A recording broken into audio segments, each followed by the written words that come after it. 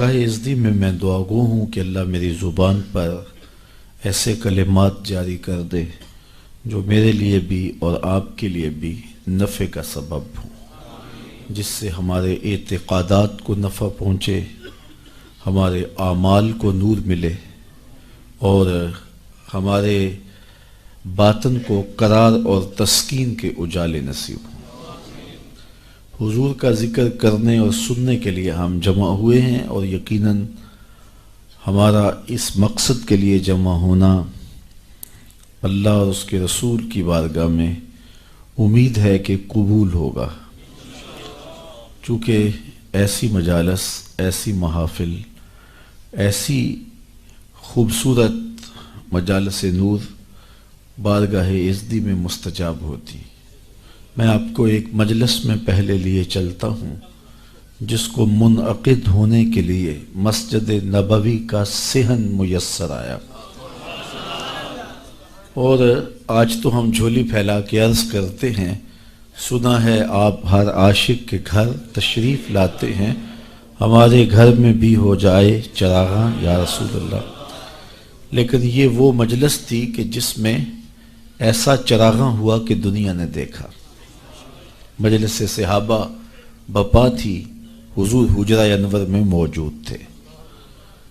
صحابہ گفتگو اس عنوان سے کر رہے تھے کہ ہمیں حضور کی صورت میں انعام خداوندی ملا۔ یار جلسہ اچھا ہو جائے اور کوئی خطیب اچھا بیان کرے اور کوئی نعت پڑھنے والا خوبصورت انداز میں ثناخوانی کرے تو مہینوں تک اس کے تذکرے چلتے ہیں کہ یار ہمیں اچھا خطیب مل گیا، ہمارے جلسے کی کیسی رونق لگی، ہمیں اچھا نعت خواں مل گیا کہ کیسا رنگ بنا۔ تو پھر وہ کیوں نہ فخر کرتے ہوں گے جنہیں حضور ملے، ان کا عنوان کیوں نہیں یہ ہوگا اور ان کی گفتگو کا یہ موضوع کیوں نہیں ہوگا؟ تو خیر وہ اس عنوان سے گفتگو کر رہے تھے کہ حضور بھی تشریف فرما ہوئے، اور آپ نے آ کے صحابہ سے پوچھا، سنن نسائی کے لفظ پڑھ رہا ہوں، ویسے صحیح مسلم میں بھی یہ روایت موجود ہے، فرمایا ما اجلسکم، صحابہ تمہیں کس چیز نے بٹھایا ہے، کیوں بیٹھے ہو، تمہارے بیٹھنے کا مقصد کیا ہے، یہ جلسہ کیسا ہے؟ سادہ لفظوں میں اس کا یہ ترجمہ بھی کیا جا سکتا ہے ما اجلسکم، یہ جلسہ کیسا ہے؟ تو حضور علیہ السلام نے جب یہ ارشاد کیا تو انہوں نے جو جواب دیا وہ سنیے، ایک ایک لفظ پہ غور کیجئے۔ انہوں نے کہا جلسنا نذکر اللہ ونحمدہ علی ما ہدانا لدینہ ومن علینا بک۔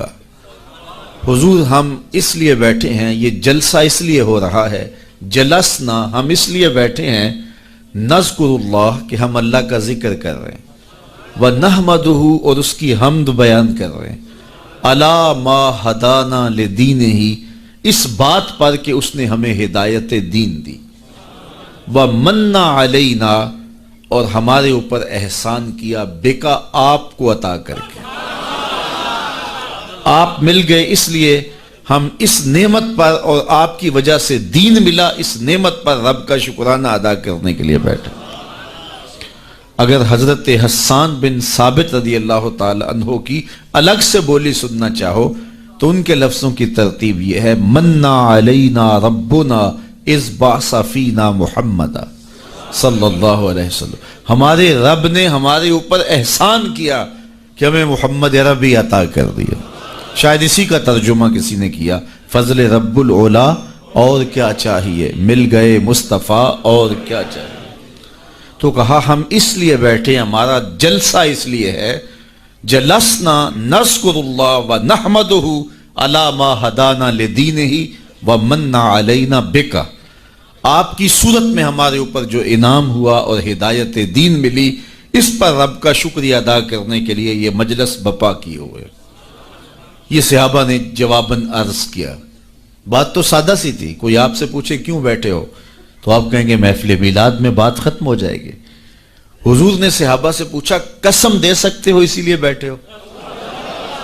تو بظاہر تو محلے قسم لگ نہیں رہا تھا، تو انہیں حیرت تو ہوئی ہوگی، لیکن انہوں نے برجستہ عرض کی حضور ہم حلف اٹھاتے ہیں کہ ہم اسی لیے بیٹھے ہیں. حضور نے باقاعدہ ان سے قسم لی اور انہوں نے باقاعدہ قسم دی. انہوں نے کہا جی ہم حلف دیتے, حضور نے فرمایا دو پھر.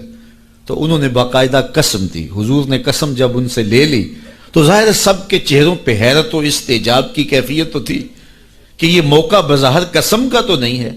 پوچھا گیا کیوں بیٹھے ہو؟ ہم کہتے ہیں اللہ کا ذکر کرنے بیٹھے ہیں, اللہ نے آپ عطا کیے, اللہ نے ہدایت دین دی, اس پر اس کا شکرانہ ادا کرنے کے لیے بیٹھے ہیں. بات تو ختم ہو جانی چاہیے تھی, لیکن حضور نے قسم مانگ لی.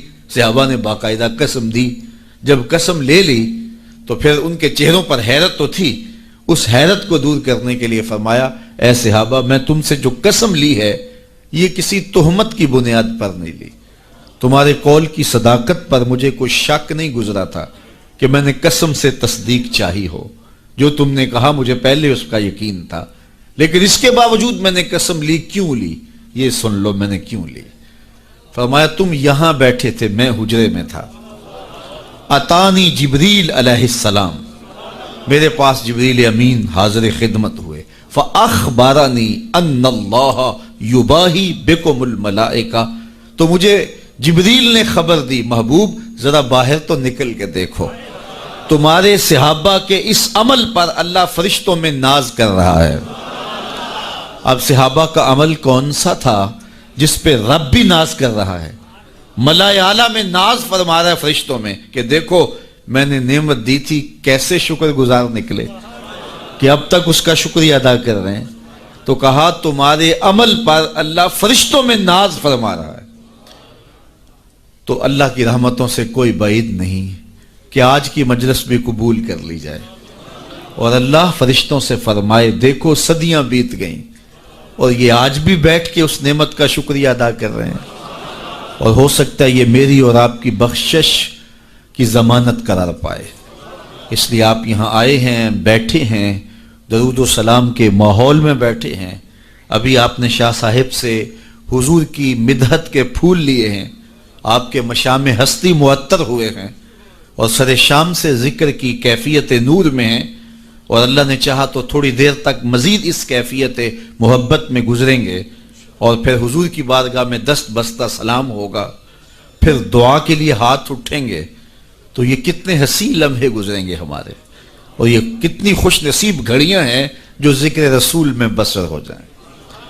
تو خوش نصیبی ہے میری اور آپ کی کہ آج ہم محفل میلاد میں بیٹھے اور حضور کی صورت میں اللہ نے جو اس پر شکریہ ادا کرنے کے لیے بیٹھے. اگرچہ حق کے شکر ادا نہیں ہو سکتا, ساری زندگی بھی حق کے شکر ادا کرنے کے لیے پیشانی سجدہ میں رکھ کر کے اللہ کی تسبیح بولتے رہیں, لیکن اس نعمت کا شکر پھر بھی ادا نہ ہو پائے. اتنا بڑا کرم حضور کی صورت میں ہمیں نصیب ہوا ہے. میں نے کتب میں پڑھا ہے 12 نبیوں نے آرزو کی ہے حضور کی امت میں ہونے کی. ہم نے تو کوئی آرزو بھی نہیں کی تھی, ہم نے تو کوئی تمنا بھی نہیں کی تھی. سوئے تھے بخت جاگ پڑے. ہمارے والد گرامی مسجد سے مولانا کو بلا لائے, انہوں نے کان میں آ کے کہا مبارک ہو تو حضور کا غلام بن کے آ رہا. تو یہ کتنی خوش نصیبی ہے ہماری. آرزویں کی گئی, تمنائیں کی گئی. انبیاء علیہم السلام نے ہاتھ پھیلا پھیلا کے اللہ کی بارگاہ میں دعائیں کی. نبی آنے والے کی خبر دیتے رہے. کسی نے کہا ربنا وابعث فیہم رسولا, مالک آنکھیں بوڑھی ہو گئیں اب بھیج بھی دے اسے.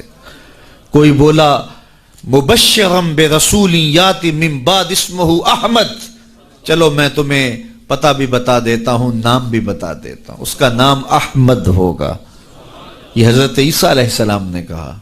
آپ نے کہا اس کا نام بھی بتا دیتا ہوں آنے والا جس کے لیے زمانہ منتظر ہے, وہ جس کے ذکر پر داؤد نے نغمہ سرائی کی, وہ جس کے نام پر شاہ سلیمان نے گدائی کی. دل یحییٰ میں رہ گئے ارماں جس کی زیارت کے, لب عیسیٰ پہ آئے واز جس کی شان رحمت کے, جو بن کے روشنی پھر دیدائے یعقوب میں آیا, جسے یوسف نے اپنے حسن کی نئے رنگ میں پایا. ندانم آ گلے خنداں چے رنگو بودارت, ندانم آ گلے خنداں چے رنگو بودارت, کہ مرغے ہر چمنے آرزوئے اودارت.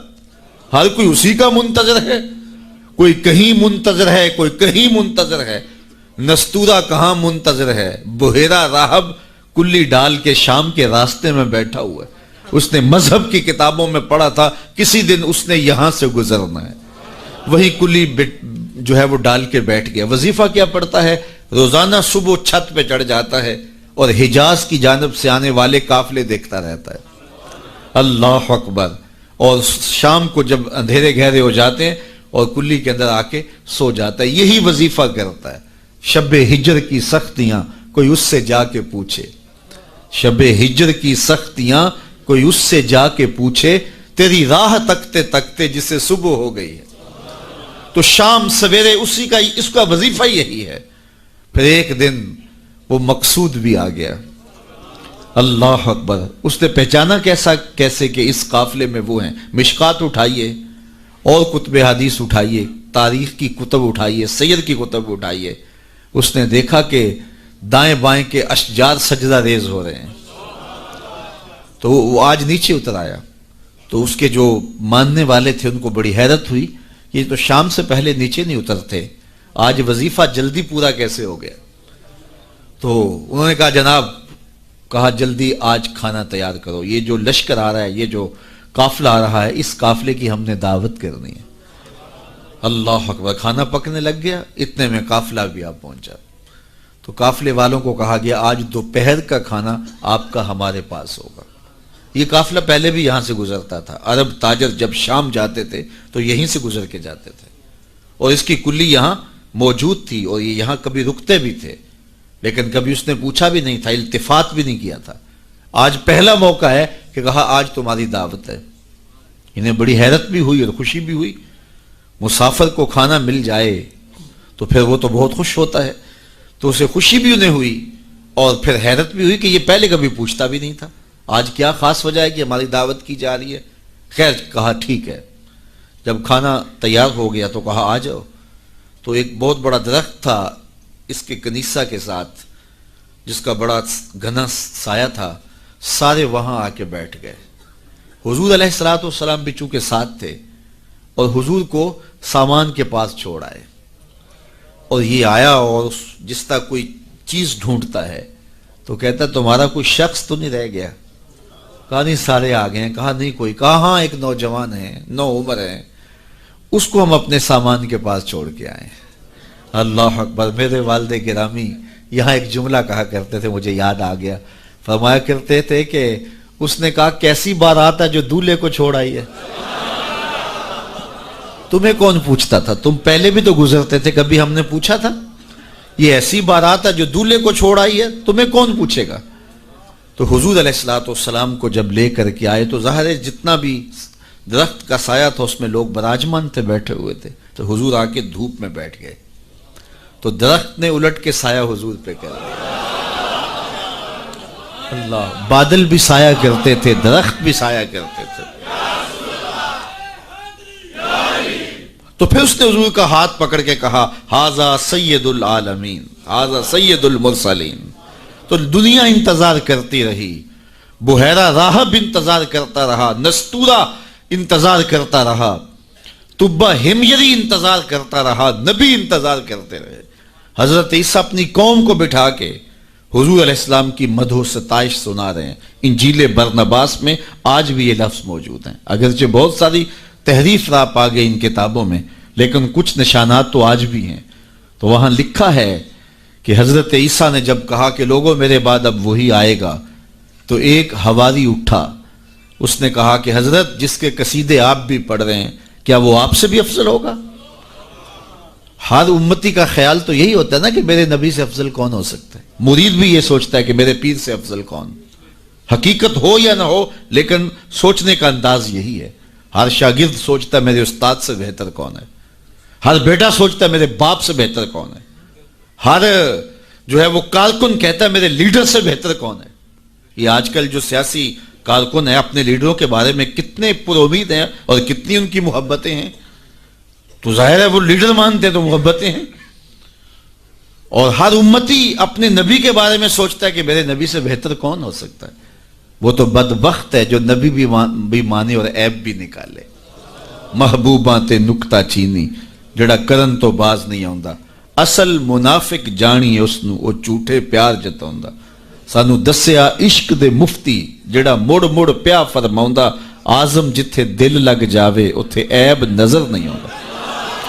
ہو بھی تو نظر نہیں آتا، ہو بھی تو نظر نہیں آتا، اور جہاں ہو ہی نہ، جہاں عیب ہو ہی نہ، وہ کمال حسن حضور ہے کہ گمان نقص جہاں ہے۔ نقص تو بڑی دور کی بات ہے، اعلیٰ حضرت بولے یہاں نقص کا گمان ہی نہیں ہے۔ خلقت مبرأ من کل عیب، حضرت حسان رضی اللہ تعالیٰ عنہ بولے ہر عیب سے پاک تخلیق کیے گئے ہیں۔ اللہ اکبر، خلقت مبرأ من کل عیب کأنک قد خلقت کما تشاء، کوئی عیب رکھا ہی نہیں گیا۔ میں کہتا ہوں محبوب میں عیب ہو بھی تو دکھائی نہیں دیتا، اور جہاں ہو ہی نہ۔ رومی علیہ رحمہ، جن کو اقبال نے بھی اپنا مرشد مانا ہے، تمثیل کے انداز میں بات کرنے کا فن رکھتے ہیں۔ بات کرتے ہیں ایک سادہ سی مثال سے اور بہت بڑی حقیقت سمجھا دیتے ہیں، اور اللہ نے ان کو یہ ملکہ دیا۔ تو رومی علیہ رحمہ نے اس حقیقت کو ایک بہت بڑی مثال، سادی سی مثال سے سمجھا دیا۔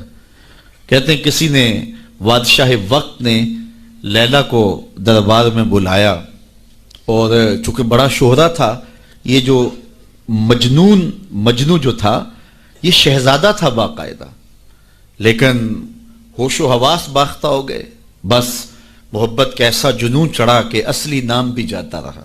تیری محفل میں آ کے بدنام ہوئے، نگاہ زمانہ میں بے نام ہوئے، تو نے وعدہ کیا بچھڑیں گے نہ ہم، تیرے ہی ہاتھوں سے نیلام ہوئے۔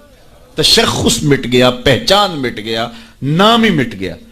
کہتے ہیں حضرت امام حسن اور حضرت امیر معاویہ کا جب وہ خلافت کا معاملہ تھا، تو کسی نے اس سے پوچھا کہ ہاں بھئی تیری رائے کیا ہے، یہ اس دور میں ہوا ہے نا، تو کہا کہ ہاں تیری رائے کیا ہے؟ اس نے کہا دونوں ہی حقدار نہیں ہے، میری لیلا حقدار ہے۔ تو کہا آنتا مجنون، تو کہیں پاگل تو نہیں ہو گیا؟ تو اس سے اس کا نام مجنون پڑ گیا۔ تو مجنون نام پڑ گیا، نام تو کیس تھا اس کا، لیکن نام بھی مٹ گیا، تشخص بھی مٹ گیا، پہچان بھی مٹ گیا، شہزادہ ہو کے گلیوں میں رل گیا، نام بھی باقی نہ رہا۔ اللہ اکبر۔ تو خیر بڑی دہائی تھی، تو خلیفہ وقت نے دربار میں لیلا کو بلا لیا کہ تیرے حسن میں کون سا جادو ہے کہ تو نے ایک شہزادے کو حواس باختہ کر دیا، اس کو اپنی ہوش بھی نہیں رہی ہے، مجھے تو تیرے میں کوئی خوبی نظر نہیں آ رہی۔ گفت لیلا را خلیفہ کاں توئی، کس تو مجنو شد پریشان و غوی، از دیگر خوباں تو افزون ایستی، باقی عورتوں سے تو کوئی انوکھی تو ہے نہیں، تیرے سے زیادہ حسین تو میری لونڈیاں ہیں۔ گفت خامش چوں تو مجنو نیستی، لیلا نے کہا بادشاہ چپ کر جا، تو کوئی مجنو تو نہیں، میں تمہیں خوبصورت نظر آؤں، تو کوئی مجنو ہے؟ دیدائے مجنو اگر بودے تو را، از دو عالم بے خطر بودے تو را، تیری آنکھ مجنو والی ہوتی پھر تو مجھے دیکھتا، تو ہوش دارو لیک مجنو بے خودست، در طریق عشق بیداری بدست، تو ہوش والا ہے اور مجنو ہوش کو چھٹی دے کے آیا، اور اس کوچے میں جو ہوش کی پونجی لے کر آئے اسے سودا نہیں ملتا۔ اللہ اکبر، یہاں ہوش گوا کے آنا پڑتا ہے، اس لیے تجھے میں کیسے خوبصورت دکھائی دوں؟ تو رومی سے نتیجہ نکالتے ہیں اگر لیلا کو دیکھنا ہو تو مجنو کی آنکھ چاہیے، اور اگر مصطفیٰ کو دیکھنا ہو تو ابو بکر کی آنکھ چاہیے،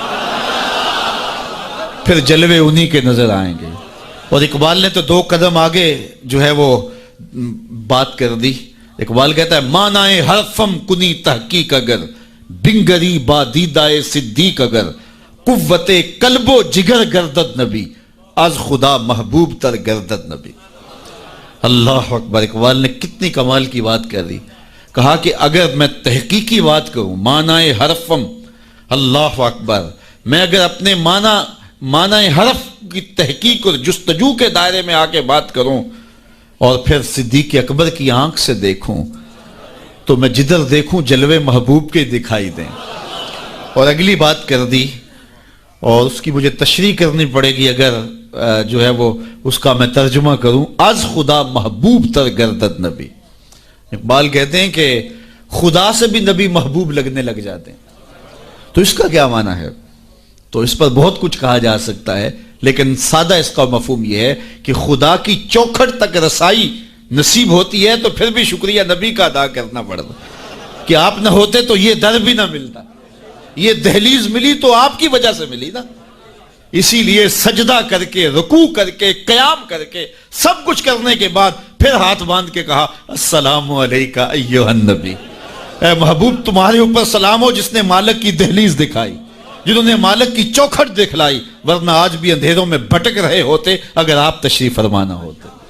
نہ خرد کی روشنی تھی، نہ نظر کی، نہ جنوں کی آگ ہی تھی، تیری رہبری سے پہلے یہ جہاں جہاں نہیں۔ تو زندگی کا حسن ملتا کیسے؟ ہمیں خدا تک آشنائی ملی ہے حضور کے صدقے سے۔ اللہ اکبر، فیض پہنچا اے رضا احمد پاک کا، اعلی حضرت بولے فیض پہنچا اے رضا احمد پاک کا، ورنہ ہم کیا جانتے خدا کون ہے۔ پہچان ہوتی، انسان کی نظر تو دیکھ کے مانتی ہے نا، دیکھ کے، چھو کے، پکڑ کے، سن کے، اور ایسی ذات کو مان لیا جو دیکھی بھی نہیں جا سکتی، جس کو سنا بھی نہیں گیا، جس کو چکھا بھی نہیں جا سکتا، جس کو چھوا بھی نہیں جا سکتا، اچھا جس کو سوچا بھی نہیں جا سکتا۔ تو دل میں تو آتا ہے سمجھ میں نہیں آتا، میں جان گیا بس تیری پہچان یہی۔ ایک ایسی ذات پر کہ جو فہم و ادراک کی حدود سے بھی بڑا ہو، عقل و خرد سے بھی بالا ہو، سمجھ سے بھی اونچی ہو، اور کوئی مثل بھی نہ دی جا سکے، مثال بھی نہ دی جا سکے۔ کوئی مثل ہو تو مثال دیں، لیسا کمثلہ ہی شیء، اس کی مثل تو کوئی چیز ہی نہیں ہے، تو کیسے مثال دیں؟ تو پھر سمجھیں کیسے؟ سمجھ سے بھی بڑا ہے، بلکہ علم کلام کے لوگوں نے کہا جو چیز سمجھ میں آ جائے اس کی بھی نفی کر دو وہ خدا نہیں ہو سکتا۔ سمجھ سے بھی بڑا ہے، پھر مان کیسے لیں؟ اللہ اکبر، انسان کی تو عادت ہے کہ وہ دیکھ کے مانتا ہے۔ قوم موسیٰ نے کہا نا لَن نُؤْمِنَ لَكَ حَتَّى نَرَى اللَّهَ جَهْرًا، ہم دیکھیں گے تو مانیں گے، دیکھیں گے تو نہیں مانیں گے۔ تو انسان کی عادت، اقبال نے بھی کہا خو گرے پیکرے محسوس تھی انسان کی نظر، بن دیکھے خدا کو پھر کوئی مانتا کیوں کر۔ انسان کی نظر محسوسات کی عادی ہے، دیکھتا ہے تو پھر مانتا ہے۔ اور میں اور آپ تو 1400 صدیوں کے فاصلے پہ نا، اور کتنے گناہگار بھی ہیں، لیکن رمضان کا مہینہ ہوتا ہے، کڑکتی گرمی ہوتی ہے، شدت کی پیاس، زبان کانٹا، ہونٹ خشک اور حلق بھی خشک، ٹھنڈا پانی دستیاب، دروازہ بند، کوئی دیکھنے والا نہیں ہے، لیکن وضو بھی احتیاط سے کرتے ہیں، کوئی حلق سے نیچے قطرہ ٹپک نہ جائے، کیوں میرا اللہ دیکھ رہا ہے۔ ایسی ذات پر اتنا پختہ یقین، اور اتنی صدیوں کے فاصلے پہ کھڑے ہیں پھر بھی اتنا پختہ یقین۔ یہ پختہ یقین ملا کیسے؟ محمد عربی کی چوکھٹ سے ملا ہے۔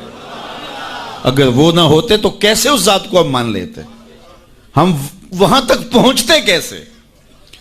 اللہ کے محبوب علیہ السلام ایک دن مدینے سے گزر رہے تھے، تو ایک شخص جس کا نام تھا سوا، تو وہ گھوڑا لیے جا رہا تھا، حضور کو پسند آ گیا، اس سے کہا کہ یہ بیچتے ہو؟ اس نے کہا بیچتا ہوں۔ کتنے کا؟ اتنے کا۔ کہا کہ رکو میں اس کی قیمت لے کے آیا اور تمہیں دیتا ہوں۔ گھوڑا چونکہ پسند آ گیا تھا حضور کو، تو آقا قیمت لینے گئے تو کسی نے اس کو رکے ہوئے دیکھا تو پوچھا یہاں کیوں کھڑے ہو؟ اس نے کہا مسلمانوں کے نبی سے اس گھوڑے کا سودا ہو گیا ہے تو وہ قیمت لینے گئے ہیں۔ اس نے کہا مجھے زیادہ پیسوں سے دے دو، تو اس نے کہا میں تو یار سودا کر چکا ہوں۔ اس نے کہا کہ کوئی گواہ تھا؟ کہا نہیں۔ کہا مکر جانا۔ اس کو پیسوں کی لالچ آ گئی، اس نے کہا ٹھیک ہے حضور، اتنے میں قیمت لے کے پہنچ گئے۔ تو اس نے کہا میں نے تو آپ سے سودا کوئی نہیں کیا۔ حضور نے کہا ابھی تو سودا ہوا ہے۔ وہ کہنے لگا میں نے سودا کوئی نہیں کیا۔ لوگ بھی اکٹھے ہونے لگے، ہجوم بن گیا۔ اب حضور کہے میں نے گھوڑا خریدا ہے، وہ کہے میں نے بیچا نہیں۔ اب جب لوگوں کا ہجوم بنا تو لوگوں کے ہجوم کا بھی ایک پریشر ہوتا ہے، تو اس نے کہا کہ اگر بات لوگوں پہ چلی گئی تو صادق بھی یہ ہیں، امین بھی یہ ہیں، تو لوگ تو انہیں سچا کہیں گے۔ اس نے کہا اچھا آپ مجھے یہ بتائیں کہ جب دو آدمیوں کے مابین یوں نزاع بن جائے تو اس میں تصفیہ کی صورت کیا ہوتی ہے آپ کی شریعت میں؟ تو حضور نے فرمایا میری شریعت تو کہتی ہے کہ جو مدعی ہے وہ گواہ لائے، والیمین علی من انکر، جو انکار کرتا ہے وہ قسم دے دے۔ اس نے کہا پھر ٹھیک ہے، آپ کا دعویٰ ہے کہ آپ نے گھوڑا خریدا ہے تو پھر آپ گواہ دیں، اور اگر آپ کے پاس گواہ نہیں ہے تو پھر میں قسم دے دیتا ہوں۔ جھوٹ اس نے پہلے بول لیا تھا، قسم دینا اس کے لیے مشکل نہیں تھا، اس کو یہ بھی پتا تھا گواہ کوئی نہیں۔ تو اس نے کہا جناب آپ گواہ لے آئیں، آپ گواہ پیش کر دیں تو میں گھوڑا دے دیتا ہوں جس قیمت پہ آپ بتا رہے ہیں، اور اگر آپ کے پاس گواہ نہیں ہے تو پھر میں قسم دے دیتا ہوں۔ اب بھری بزم تھی، لوگوں کا ہجوم تھا اور اس نے ایک ایسی بات کی. قبل اس سے کہ کچھ دیر گزرتی حضرت حذیفہ رضی اللہ تعالی عنہ، حذیفہ بن یمان الانصاری رضی اللہ تعالی عنہ آگے بڑھے اور کہا کہ گواہی مانگتا ہے؟ اس نے کہا جی میں گواہی مانگتا ہوں. تو کہا میں گواہی دیتا ہوں، جتنے میں حضور نے بتایا اتنے میں سودا ہوا ہے اور حضور نے گھوڑا خریدا ہے. اس نے کہا جی ٹھیک ہے، مجھے پیسے مل گئے اور ٹھیک ہے، میرا مطالبہ پورا ہو گیا. گواہی چاہیے تھی، درکار تھی گواہی مل گئی. تو اس نے گھوڑا دے دیا اور قیمت اس نے لے لی. قیمت اس نے اپنی مرضی کی گھوڑے کے مطابق ہی لی تھی، وہ تو زیادہ پیسوں کے لالچ میں مکرا تھا. تو خیر اس کو راستہ نکلنے کا مل گیا. تو اس نے کہا جی ٹھیک ہے جی، گھوڑا اس نے حضور کو دے دیا اور قیمت اس نے خود لے لی. تو حضور علیہ الصلوۃ والسلام جب چلنے لگے، لوگ ہٹنے لگے، تو حضور نے حضرت حذیفہ رضی اللہ تعالیٰ عنہ کو اشارے سے قریب کیا اور کہا کہ تم نے گواہی دی، تم تو موقع پہ موجود ہی نہیں تھے، تو تم نے گواہی کیسے دی؟ تو حضرت حذیفہ رضی اللہ تعالیٰ عنہ نے کہا حضور گھوڑا کیا ہے، آپ کے کہنے پہ تو ہم نے رب کی گواہی دے دی. ہم نے رب کو دیکھا تھا، آپ نے کہا نہ ہے تو ہم نے مان لیا، تو یہ گھوڑا کیا ہوتا ہے؟ تو حضور نے آپ حضرت حذیفہ کا ہاتھ پکڑ کے فضا میں بلند کیا اور لوگوں کو کہا جانے والوں رک جاؤ. لوگ ٹھہر گئے. کہا کسی عدالت کو کچہری میں گواہ کی ضرورت ہو تو میری شریعت 2 گواہ مانگتی ہے، لیکن جہاں میرا خزیمہ ہوگا، ہاں حذیفہ نہیں، خزیمہ بن ثابت انصاری رضی اللہ عنہ، جہاں میرا خزیمہ ہوگا وہاں ایک ہی گواہی 2 کے قائم مقام ہوگا. فیض پہنچا اے رضا احمد پاک کا، ورنہ ہم کیا جانتے خدا کون ہے. میں اگر خدا سے ملنا چاہوں تو مجھے بتاؤ نہ کہ میں کدھر جاؤں، شرق کو جاؤں، غرب کو جاؤں، شمال کو جاؤں، جنوب کو جاؤں، نیچے سوراخ کروں، اوپر سیڑھی لگاؤں، کدھر جاؤں. میں آپ سے ملنا چاہتا ہوں تو میں شرق کی جانب سفر کروں گا، آپ مجھ سے ملنا چاہتے ہیں تو غرب کی جانب دوڑیں گے. لیکن میں خدا سے ملنا چاہتا ہوں، وہ تو جہتوں سے پاک ہے، وہ تو سمتوں سے پاک ہے، تو اس کو ملنا چاہوں تو بتاؤ کدھر جاؤں. اللہ اکبر. آئیے ذرا قرآن کا اسلوب دیکھیے. وَإِذَا سَأَلَكَ عِبَادِي أَنِّي فَإِنِّي قَرِيبٌ. حبیب میرے بندے تیرے پاس آ کے میرا پوچھتے ہیں، بندے میرے ہیں، مجھے ڈھونڈتے ڈھونڈتے تیرے پاس آ گئے اور تیرے پاس آ کے پھر میرا پوچھنے لگے. فَإِنِّي قَرِيبٌ. ان آنے والوں کو بتلا دیجئے کہ میں دور نہیں ہوں، نیڑے ہی ہوں. فا تاقیبیہ کے بعد علماء تفسیر نے لکھا کہ کل مقدر ہے، یہاں کل ماننا پڑے گا. فَإِنِّي قَرِيبٌ اے فَقُلْ إِنِّي قَرِيبٌ. ان کو کہہ دیجئے کہ وہ دور نہیں، آگے ہو تو مل جائے گا. یہ ہے ترجمہ کل کے مقدر ماننے سے. لیکن صوفیہ فرماتے ہیں کل کو مقدر ماننے کی ضرورت ہی کیا ہے، بات ہی سیدھی ہے. حبیب میرے بندے مجھے ڈھونڈتے ڈھونڈتے تیرے تک آ گئے، تو محبوب جب تیرے تک آ گئے میں پھر بھی دور ہوں. میرے بندے جب مجھے ڈھونڈتے ڈھونڈتے تیرے تک جو آ گئے ہیں تو محبوب تیرے تک آگے ہیں تو میرے تک آگے. یہ تیرے پاس آ کے پھر میرا پوچھ رہے ہیں. خضر بتلائے تو کیوں کر بتلائے، اگر ماہی پوچھے کہ دریا کہاں ہے، اگر مچھلی چھلانگ لگا کے غوطے کھا کے پھر پوچھے کہ دریا کدھر ہے تو خضر کیا بتائیں گے اسے. محبوب تیری گلی میں آ کے میرا پوچھتے ہیں، جو تیرے پاس آگے وہ میرے پاس آگے، چونکہ تیرے تک پہنچنا ہی تو میرے تک پہنچنا ہے. اور میرے امام پھر بولے بخدا خدا کا یہی ہے در، نہیں اور کوئی مفر مکر، جو وہاں ہو یہیں آ کے ہو، جو یہاں نہیں وہ وہاں نہیں. وہی لا مکان کے مکی ہوئے، سر عرش تخت نشیں ہوئے. یہ نبی ہیں جس کے ہیں وہ مکان، وہ خدا ہے جس کا مکان نہیں. تو کہا اگر خدا تک پہنچنا ہے تو مصطفیٰ تک جانا ہوگا، بس یہی راستہ خدا تک پہنچتا ہے. اللہ اکبر. تو حضرت عیسیٰ علیہ السلام نے فرمایا لوگوں میں جا رہا ہوں اور میرے بعد اب وہی آئے گا جس کا نام احمد ہوگا. تو ایک حواری اٹھ کے کھڑا ہو گیا اور کہنے لگا کہ حضرت جس کے قصیدے آپ بھی پڑھ رہے ہیں کیا وہ آپ سے بھی افضل ہوگا؟ تو سنو حضرت عیسیٰ نے کیا جواب دیا. آپ کے سینے میں ٹھنڈ پڑ جائے گی. ویسے تھوڑی سی تقریر میں اور کروں گا لیکن میں یہی بھی چھوڑ دوں تو آپ ناراض نہیں ہوں گے، اس لیے کہ بات اتنی ہے کہ پورا سال آپ پر نشہ طاری رہے گا. اللہ اکبر. کہا حضرت جس کے قصیدے آپ بھی پڑھ رہے ہیں کیا آپ سے بھی افضل ہوگا؟ تو سنو حضرت عیسیٰ نے کیا جواب دیا. انجیل برنباس میں آج بھی یہ لفظ موجود ہیں. تو حضرت عیسیٰ علیہ السلام نے کہا افضل ہونے کی بات کرتے ہو، وہ تو اتنی عظمتوں کا حامل ہے، اگر اس کے نالین کے تسمے کھولنے کی سعادت ابن مریم کو مل جائے تو یہ بھی مقدر کی بات ہے، یہ بھی بخت کی بات ہے کہ ان کے نالین کے تسمے کھولنے کی سعادت مل جائے۔ تو دنیا منتظر رہی، زمانہ انتظار کرتا رہا۔ تو لوگ کہاں کہاں منتظر رہے، ہم نے کوئی انتظار نہیں کیا۔ آنکھ کھلی تھی تو مسجد کے سپیکروں سے آواز آ رہی تھی مصطفیٰ جان رحمت پہ لاکھوں سلام۔ ہم اذان جب ہم نے آنکھ کھولی تو صدائیں مل رہی تھی کہ نبی جی اللہ اللہ اللہ ہو۔ تو ہم کتنے خوش نصیب ہیں، کتنے بخت والے ہیں کہ ہمیں آغوش مادر میں حضور کا نام مل گیا، کوئی انتظار ہی نہیں کرا۔ اقبال کتنے فخر سے کہا کرتے تھے نام تو از پدر آموختم، حضور آپ کا نام میں نے اپنے باپ سے سنا تھا، آپ کا نام میں نے اپنے باپ سے سنا تھا، آپ کے درود کی لوری اپنی ماں سے سنی تھی، اپنی بہن سے حضور کا پیار سنا۔ تو یہ ہمیں میسر آیا، خوش نصیب ہیں ہم لوگ کہ ہمیں یہ دور ملا۔ ہاں ایک ہمیں افسوس ہوتا ہے کہ کبھی حضور کے دور میں ہوتے، وہ لمحے میسر آتے، لیکن میرے آقا جانتے تھے میرے امتی بعد میں تڑپیں گے۔ حضور نے جو ہے وہ ہمیں آنے والوں کو تسلی دیتے ہوئے اتنی خوبصورت بات کی۔ ایک دن صحابہ بیٹھے تھے، فرمایا طوبی لمن رآنی وآمن بی وطوبی سبع مرات من لم یرانی وآمن بی۔ فرمایا صحابہ تمہیں مبارک ہو، تم نے مجھے دیکھا اور میرے اوپر ایمان لائے، اور فرمایا انہیں 7 مبارکیں ہوں جنہوں نے نہیں دیکھا ہوگا پھر بھی ایمان لائیں گے۔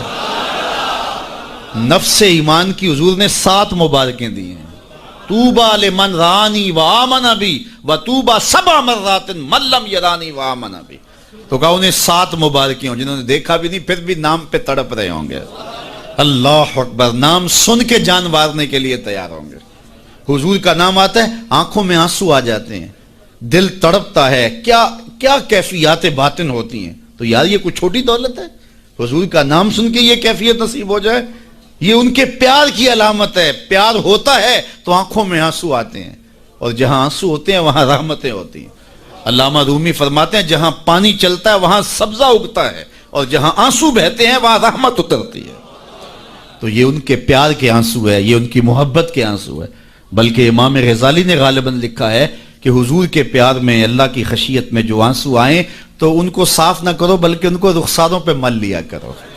یہ تو خوش نصیب آنسو ہیں جو حضور کی یاد میں بہے ہیں، جو حضور علیہ السلام کے ذکر میں بہے ہیں۔ تو یہ میری اور آپ کی خوش بختی، اور اگر وہ نہ آتے تو ہم آج بھی اندھیروں میں ہوتے، ظلمتوں میں ٹھوکریں کھا رہے ہوتے اگر حضور تشریف نہ لاتے۔ خدا شناسی تو بڑی دور کی بات ہے، ہم خود شناس بھی نہ ہوتے اگر حضور نہ آتے، ہمیں اپنے آپ سے آگہی نہ ملتی، اپنی ذات سے شناسائی نہ ملتی اگر حضور نہ آتے۔ ورنہ دیکھیے کہ آج کتنے لوگ عقل و بینش، فہم و ادراک میں کتنے آگے ہیں، لیکن کیا انہیں حضور کا در نہیں ملا تو کیا وہ آج آشنائی رب سے اور آشنائی ذات سے مالا مال ہیں؟ کتنے لوگ ہیں پی ایچ ڈی ڈاکٹر ہیں لیکن بتوں کے آگے ہاتھ جوڑے اپنی حاجتیں ان کے سامنے پیش کر رہے ہیں۔ ان کی عقل و فہم، ان کی عقل و بینش، ان کی ڈگریاں انہیں نہیں بتا رہی کہ اپنے بدن پہ بیٹھی مکھی بھی نہ اڑا سکیں، میری ضروریات کے کفیل کیسے ہو سکتے ہیں، لیکن آگے کھڑے ہوئے ہیں۔ اللہ اکبر۔ لیکن دوسری جانب میں ایک مثال دیا کرتا ہوں، میں ایک بچپن میں ایک چیز دیکھی کہ ہماری مسجد میں ایک بچہ اپنے پینچے کو مل مل کے دھو رہا تھا، تو میں نے دور سے جھڑکنے کے لہجے میں اسے کہا کہ تم نے اتنا زیادہ پانی کھولا ہوا ہے، تو وہ کہنے لگا جی میں گلی سے گزر رہا تھا تو کسی جانور کے پیشاب کا چینٹا پڑ گیا اور میں سکول جا رہا ہوں، اور وہ کوئی درس نظامی کا فارغ التحصیل نہیں تھا کہ اس نے نجاست غلیظہ و خفیفہ کے احکام پڑھے ہوں۔ تو اس سے میں سوچنے لگا کہ اس ڈاکٹر کو تو سمجھ نہیں آئی جو گائے کا پیشاب تبرک سمجھ کے پی رہا ہے، اور اس 8 سال کے پرائمری کلاس کے بچے کو سمجھ آ گئی، اور یہ پانچے کے اوپر پڑے ہوئے پیشاب کے غیر مری چھینٹے کو بھی گوارا نہیں کر رہا۔ تو میں نے کہا اس کی طبیعت میں یہ تقدس کہاں سے آ گیا؟ تو اندر سے آواز آئی وہ ہے ڈاکٹر لیکن اس کے ہاتھ میں دامن میرے حضور کا نہیں، اور یہ ہے بچہ لیکن ماں نے گٹی میں پیار حضور کا دیا ہے، اس لیے تقدس اس کی روح تک اتر گیا ہے، اس کے باطن میں اتر گیا ہے۔ تو یہ ان کے صدقے سے ہمیں زندگی کا نور نصیب ہوا ہے، ورنہ آج بھی ہم اندھیرے اور ظلمت میں ہوتے، اور آج بھی ہم کسی بت کے آگے ہاتھ جوڑے کھڑے ہوتے اگر ان کا در نہ ملتا، ان کی چوکھٹ نہ ملتی اور ان کی دہلیز میسر نہ آتی۔ نہ خرد کی روشنی تھی، نہ جنوں کی آگ ہی تھی، تیری رہبری سے پہلے یہ جہاں جہاں نہیں تھا۔ اور آج زندگی کا سارا نور اور باطن کے سارے اجالے اور شعور و عقل اور فہم و ادراک کی ساری دولتیں جو ہمیں میسر ہیں، یہ حضور علیہ السلام کی ولادت کے صدقے سے ہمیں میسر آئی ہیں، ورنہ وحشیوں سے بدتر معاشرہ تھا اور بدترین معاشرہ تھا جس میں زندگی انسانیت کاٹ رہی تھی۔ بلکہ میں کہوں گا کہ صرف حضور علیہ السلام کی آمد کے فوائد مرتب صرف مسلمانوں پہ نہیں ہوئے، مومنوں پر احسان تو ہے ہی ہے کہ ان کی دنیا بھی اور آخرت بھی سنور گئی، باقی بھی پوری کائنات کے اوپر بسنے والے انسانوں کو جہاں کہیں بھی آپ کو شعور اور روشنی اور اجالا نظر آئے گا، وہ سارا صدقہ ہے آمنہ کے جگمگاتے چاند کا۔ جہاں بھی روشنی نظر آئے گی آپ کو، جہاں بھی کسی نے کچھ سیکھا ہے۔ آج ہم اگرچہ کچھ معاملات میں کچھ قوموں سے پیچھے رہ گئے اور وہ بہت آگے جا چکے ہیں، لیکن انہوں نے یہ نور اٹھایا کہاں سے ہے، یہ روشنی لی کہاں سے ہے؟ اگر معاشرتوں کی روشنیاں ہیں، اگر عدل و انصاف کے نور پھیلے ہیں معاشرے میں اور مختلف قوموں کے اندر، تو وہ سارے کے سارے اسی دہلیز سے لیے گئے ہیں اور اسی چوکھٹ سے اٹھائے گئے ہیں۔ تو ہمیں بھی اسی دہلیز پہ آ جانا چاہیے اور اپنی زندگی کو حضور علیہ السلام کے طریقہ کے نور کے مطابق ڈھال لینا چاہیے۔ ہمیں تو کسی اور در پہ جانے کی ضرورت نہیں ہے، ہمیں تو کسی دہلیز پہ ماتھا ٹیکنے کی ضرورت نہیں ہے، ہمیں تو مکمل اسوہ اور مکمل نمونہ زندگی دیا گیا حضور کی ذات کی صورت کے اندر۔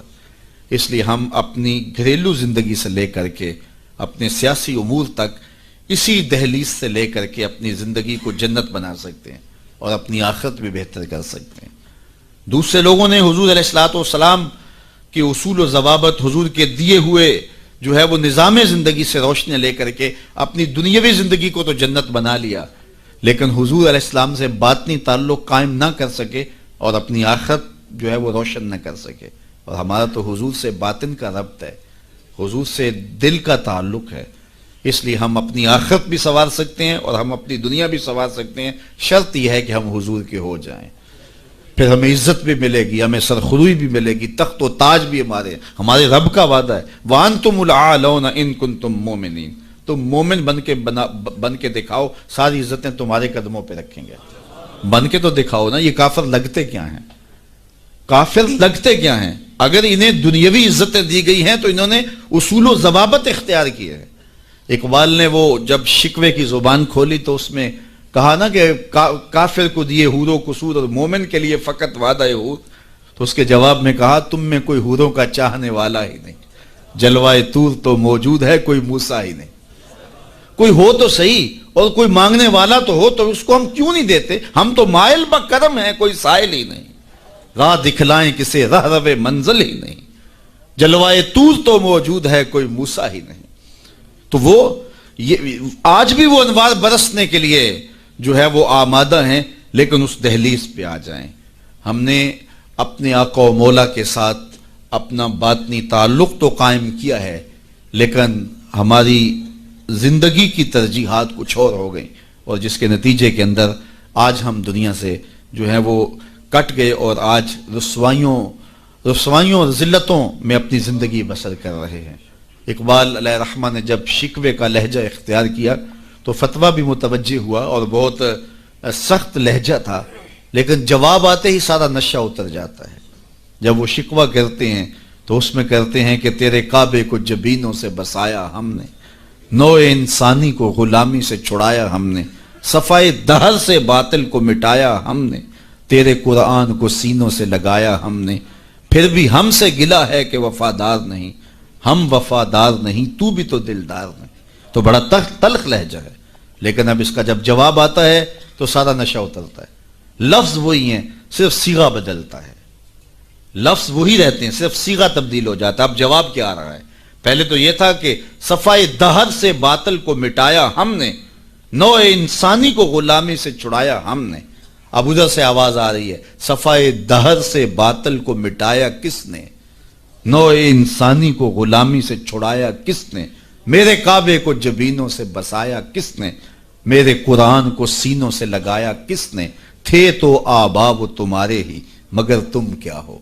ہاتھ پہ ہاتھ دھرے منتظر فردا ہو، ہر کوئی مستے مئے ذوق تن آسانی ہے، تم مسلمان ہو یہ انداز مسلمانی ہے، حیدری فقر ہے نئے دولت عثمانی ہے، تم کو اسلاف سے کیا نسبت روحانی ہے، وہ معزز تھے زمانے میں مسلمان ہو کر، تم خار ہوئے تارک قرآن ہو کر۔ ہماری پستی، ہماری ذلت، ہماری رسوائی اس نظام زندگی کو چھوڑ دینے سے ہے۔ ہم اپنے آپ پہ غور کریں، اپنی زندگی پہ غور کریں، ہم کہاں کھڑے ہوئے ہیں۔ یہ بات تو ہمیں کہی گئی تھی نا کہ جو الطہور نصف الایمان، صفائی آدھا ایمان ہے، لیکن یہ ان لوگوں نے اپنا لیا کہ جن کے مذہب میں نہانا اور غسل کرنا روا نہیں تھا۔ آپ جو ہے وہ فرانس کی خوشبوئیں پوری دنیا کے اوپر مشہور جانتے ہیں، کبھی اس کا پس منظر بھی جو ہے وہ معلوم کیا کہ کیا ہے؟ کیونکہ یہ غسل نہیں کرتے تھے اور بدن سے اتنی بدبوئیں اٹھتی تھی کہ ان پر جو ہے خوشبو اس پر غالب کرنے کے لیے طرح طرح کی خوشبوئیں یہاں آئیں، تاکہ جو ہے وہ بدبو سے لوگ ناک پہ جو لوگ ملنے آتے وہ ناک پہ ہاتھ رکھ لیتے۔ ان کے بادشاہوں کے جسموں سے بدبو آیا کرتی تھی، ان کے ہاں نہانا نہیں تھا۔ یہ تو مسلمانوں نے آ کے سکھایا، اور جب اندلس انہوں نے فتح کیا تو اس وقت جو وہاں واشروم انہوں نے بنائے تھے مسلمان، سب سے پہلے انہوں نے غالب آ کے ان کو توڑا اور پھر اسی روش میں چلے گئے۔ پھر آہستہ آہستہ انہوں نے سوچا کہ یار دیکھو تو صحیح، اور آج صفائی پسند وہ ہو گئے، آج گلیاں ان کی صاف ہیں، آج بازار ان کے صاف ہیں، آج ملک انہوں نے ایسے بنا کے رکھے ہیں جیسے ایک سگڑ بی بی اپنا گھر سنوار کے رکھتی ہے، اور ہمارے گلی کے اندر ہم کچرا پھینک کے گھر چلے جاتے ہیں۔ میں بعض قد گزرتا ہوں، چونکہ تنگ گلیوں میں بھی جاتا ہوں، بازاروں میں بھی جاتا ہوں، پیدل بھی جاتا ہوں اور سواریوں پہ بھی جاتا ہوں، آپ بھی یہ منظر دیکھتے ہیں کہ 6 فٹ کی گلی ہوتی ہے تو دونوں جانب نالیاں ہو رہی ہوتی ہیں، تو درمیان میں صرف 3 فٹ جگہ ہوتی ہے۔ میاں ایک سائڈ نالی بنا لو، چلو گلی کشادہ ہو جائے، لیکن ادھر والے نہیں مانتے کہ ہماری جانب نالی ہو، وہ کہتے ہیں ادھر نہیں مانتے، چلو فیصلہ کیا کہ دونوں جانب نالیاں ہوں۔ جب قوم کا مزاج یہ ہوگا تو کیا قوم ترقی کرے گی جو اتنی قربانی بھی نہیں دے سکتی؟ تو اب گندگی کے ڈھیر جگہ جگہ پڑے ہوئے ہیں۔ حکومت کو چھوڑیں آپ، حکومت کی ترجیحات، حکومت کی دلچسپیاں، ان کے معاملے، وہ تو جو کرتے ہیں، جو فریضہ ہمارا تھا ہم نے وہ نبھایا، ہم نے اس فریضے کو پورا کیا۔ تو ہم اپنے رویوں پہ غور کریں، ہمارے آقا نے ہمیں کتنا ستھرا دین دیا تھا، کتنا پیارا دین دیا تھا۔ میں نے اس مرتبہ میلاد کے موقع پہ کہا کہ دیکھو ہماری ترجیحات کہ ہم نے پورا، میں گلی سے گزرا تو وہ گلی کے اوپر پورا وہ گوٹا کناری کی ہوئی تھی اور ڈنڈیاں بھی اور چراغاں بھی کیا تھا اور بہت زیادہ پیسے لگے ہوئے ہوں گے، تو نیچے جو ہے وہ گلی تو وہ کچی تھی، تو میں نے کہا اگر یہ اوپر نہ ہوتا، نیچے کنکریٹ کی گلی ان پیسوں سے بن جاتی تو یہ رسول اللہ زیادہ خوش نہ ہوتے اور حضور کی امت کو زیادہ نفع نہ ہوتا اور یہ میلاد کے نام پہ ہو جاتا، لیکن نیچے کچی گلی ہے اور وہ کہتے ہیں یہ حکومت کی ذمہ داری ہے، اور ہم نے اوپر گلی کے اوپر گوٹا کناری بھی کی ہوئی ہے اور اسے چراغاں بھی کیا ہوا ہے اور اس کے اوپر فانوس بھی لٹکائے ہوئے ہیں اور لاکھوں روپے اس گلی کو سجاتے ہوئے ہم نے لگا دیا۔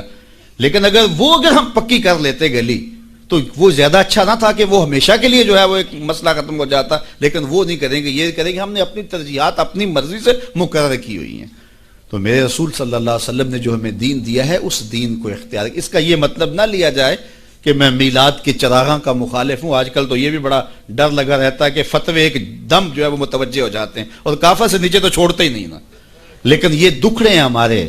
میں کہتا ہوں گلیاں سجاتے ہو دل ویران نہ رہے، میں کہتا ہوں چراغاں کرتے ہو مکانوں کی چھتوں پہ کرو، میں اس کا انکار نہیں کرتا، لیکن دل کی گلیوں میں اندھیرا نہ رہے۔ اور تم جھنڈیاں لگاتے ہو حضور کے نام کی، ایک ایک پرت پہ، دل کے ایک ایک پرت پہ نام محمد کی جھنڈی بھی لگاؤ۔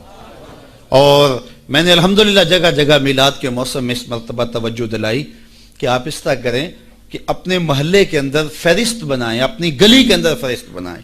اللہ تعالیٰ نے یہ نظام رکھا ہوا ہے۔ غربت کے زمانے کے اندر بھی ایسا ہوتا ہے کہ ایک گلی کے اندر 20 یا 25 گھر ہیں تو 1-2 گھر والوں کو اللہ تعالیٰ نے مال و دولت سے فرازہ جو ہے وہ مالا مال کیا ہوتا ہے، باقی جو ہے وہ پوری گلی کے لوگ غریب ہو سکتے ہیں، لیکن کوئی ایک آدھ آدمی اللہ تعالیٰ وہاں بھی رکھا ہوتا ہے۔ ایک پورا گاؤں ہے، دیہات ہے، اور بڑا غریب دیہات ہے، لیکن وہاں بھی کوئی 5 10 15 ذمہ دار ہوتے ہیں یا کچھ لوگ مالی طور پہ مستحکم ہوتے ہیں. یہ اللہ تعالیٰ نے نظام رکھا ہے.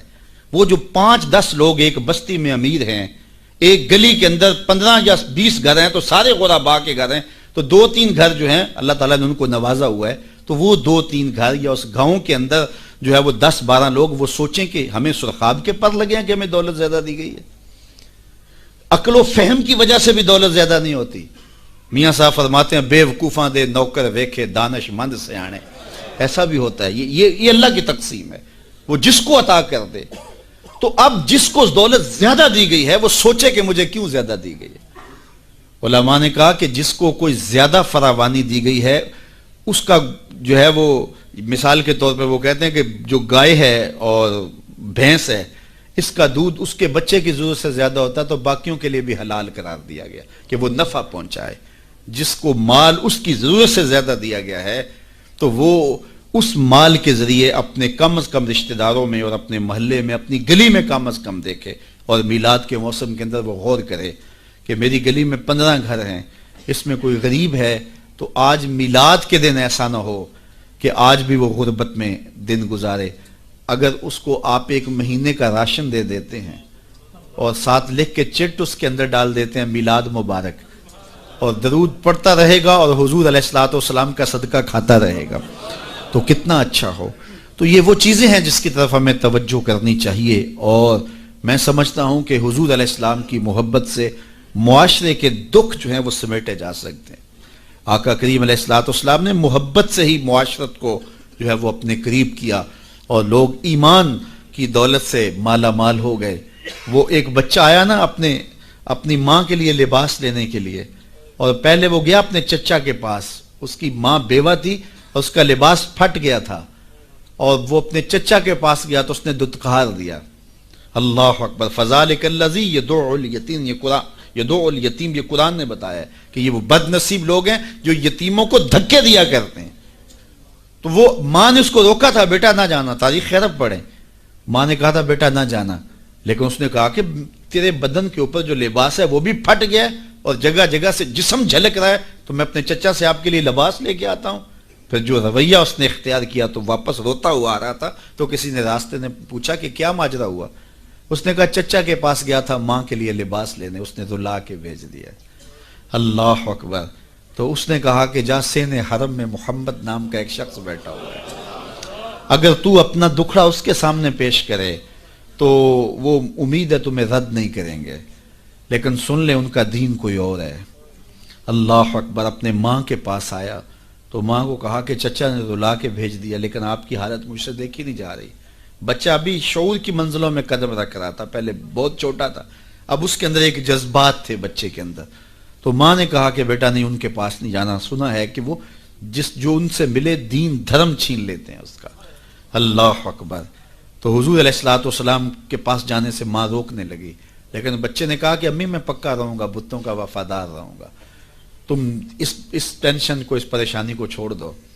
اور حضور کی خدمت میں حاضر ہوا. حضور صحن حرم میں چادر اوڑے بیٹھے ہوئے تھے اور جا کے کہنے لگا میں پہلے بات آپ سے کر لیتا ہوں، آپ کا دین میں نے قبول نہیں کرنا. حضور مسکرا کے بولے بیٹا بتاؤ کس لیے آئے ہو؟ کہا میری ماں بے لباس ہے، میں آپ سے لباس لینے آیا. حضور نے چادر رحمت اتار کے اس کے کندھوں پہ ڈالی. اللہ اکبر. وہ واپس آ گیا اور ماں پر حضور کی چادر اڑائی. اللہ اکبر. اور ماں نے کہا کہ بیٹے اس نے اپنا دین تو نہیں تجھے دیا؟ کہا نہ، میں نے پہلے کہہ دیا تھا تیرے دین نہیں مانوں گا. ماں کہنے لگی پتر اس کا دین ماننا چاہیے، یہ جس نے رحمت کی چادر ہمارے سر پہ تان دی.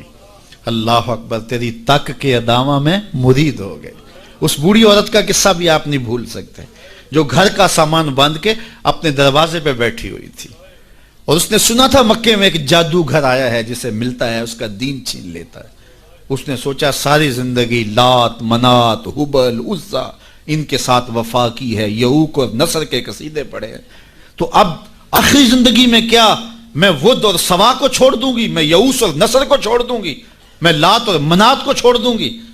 کہا کہ کہیں ایسا نہ ہو کہ کہیں اس سے ملاقات ہو جائے اور وہ دین ہی میرا چھین لے، مجھے شہر چھوڑ دینا چاہیے. گھر کے تھڑے کے اوپر سامان باندھ کے بیٹھی ہے. حضور بھی گزرے اس نے دیکھا تو کہا بھتیجے یہ سامان میرے سر پہ رکھ دے.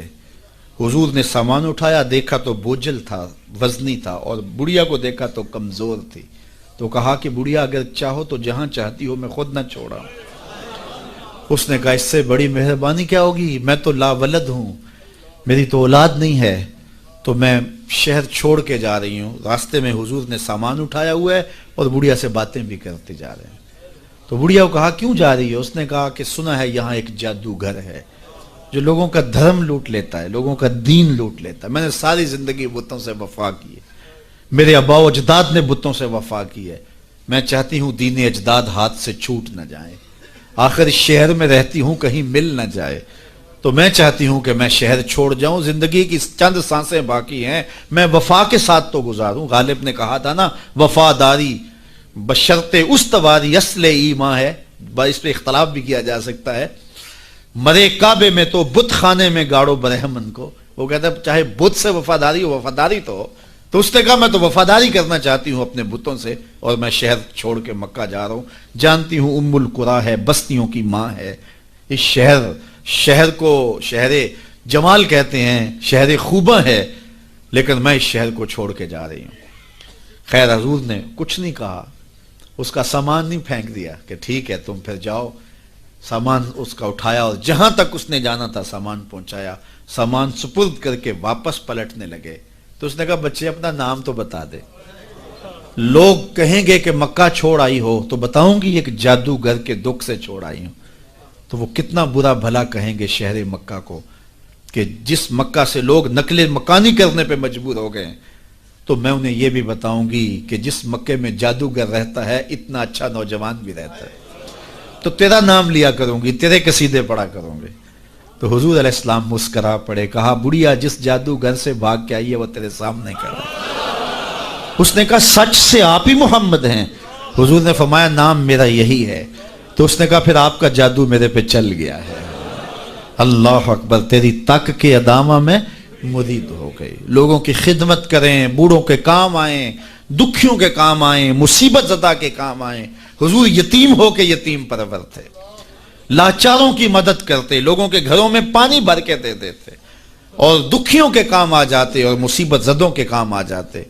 تو حضور سے پیار کرنے والوں, امت میں آپس میں حسد نہ پھیلاؤ, بغض نہ کرو, نفرتوں کے پہاڑ اکٹھے جو کھڑے نہ کرو, ایک دوسرے سے پیار کرو, جڑو, امت وحدہ بنے, اور اپنے ماحول کو, اپنی معاشرت کو ایک خوبصورت معاشرت کا رنگ دو, اور اپنی زندگی کو حضور کے نام کر دو.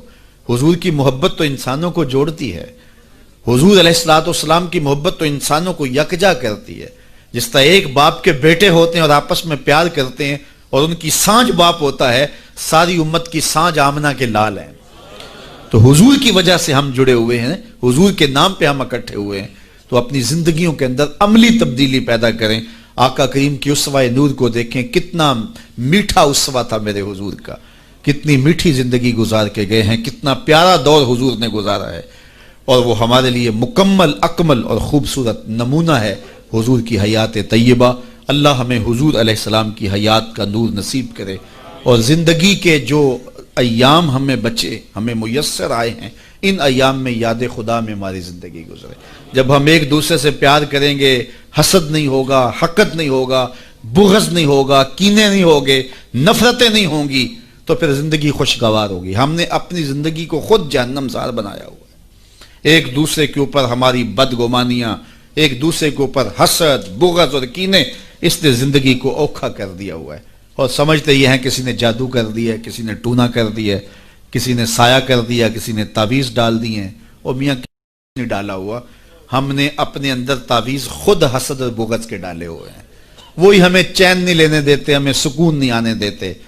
اور اگر اپنے اندر کو صاف کریں, ستھرا کریں, پاکیزہ کریں, 5 گانا سجدہ ریزی کی عادت ڈالیں, کسی کا برا نہ چاہیں, اللہ کی مخلوق کے لیے رحمت اور راحت کا سامان بن جائیں, تو پھر دیکھنا کہ کوئی تعویذ آپ کے اوپر نہیں ہوگا. کسی بابے کے پاس چوکڑی بڑھنے کی ضرورت بھی نہیں ہوگی, اور گڑولیاں بھرنے کی ضرورت بھی نہیں ہوگی. تمہارا رب اتنا مہربان ہے کہ 70 ماؤں سے زیادہ اپنے بندے سے پیار کرتا ہے.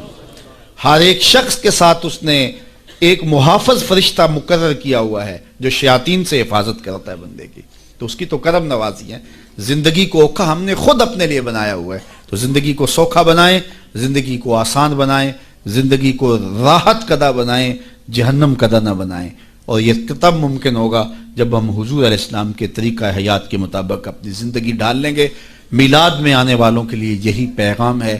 اللہ تعالیٰ جل شانہ آپ سب کو دنیا آخرت کی بھلائیاں عطا فرمائے اور ساری زندگی حضور کے ساتھ ہمیں وفا کی توفیق دے۔ بار دیگر ہم اپنے مرحوم بزرگوں کے لیے دعا گو ہیں کہ اللہ ان کی قبر کو کروڑوں رحمتوں کا اور کروڑوں کرم نوازیوں کا مرکز بنائے۔ وآخر دعوانا ان الحمد للہ رب العالمین۔ کی محمد سے وفا تو نے تو ہم تیرے، یہ جہاں چیز ہے کیا لوح و قلم